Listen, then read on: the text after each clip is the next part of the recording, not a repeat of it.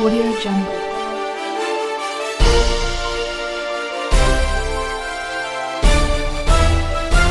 Audio Jungle. The News. जी नाजरीन, लालू रौंग में जहांगीर खास के लिए जी रिपोर्ट पेश कयूं था तो लालू रौंग लग हाई स्कूल डालतू तीवड़ा में तलीमी जागरता तहत शागिर्दन के उत्साह ॾियण लाइ उस्ताद हिदायत अली मुगेरी तरफ़ां पुरवकार मञता एवार्ड तकरीब मुनक़िद कई वई, जॾहिं त शागिर्दन में सैयद ज़ुल्फ़कार अली शाह ऐं राशिद दरबान के मञता एवार्ड ॾिना विया।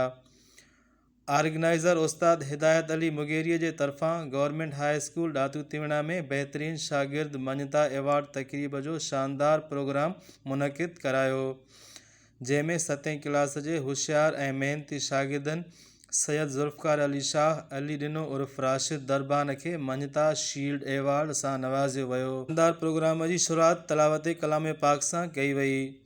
शागिर्दन नात शरीफ़, कवाली, कसीदा शरीफ़, क़ौमी तरानो, नज़म, गज़लनि, टेबलोज़ समेत तक़रीरुनि जे मुक़ाबलनि सां आयल माण्हुनि खे महकाए चार चंड लॻाए छॾिया।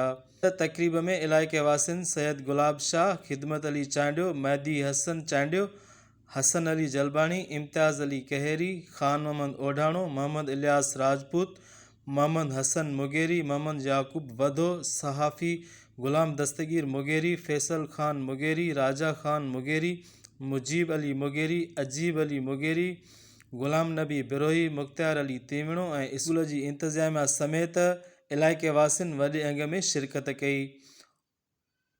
उन मौक़े ते हसन अली जलबाणी, मोहम्मद हसन मुगेरी समेत प्रोग्राम जे ऑर्गेनाइज़र उस्ताद हिदायत अली मुगेरी के गुलनि जा हार पाराया।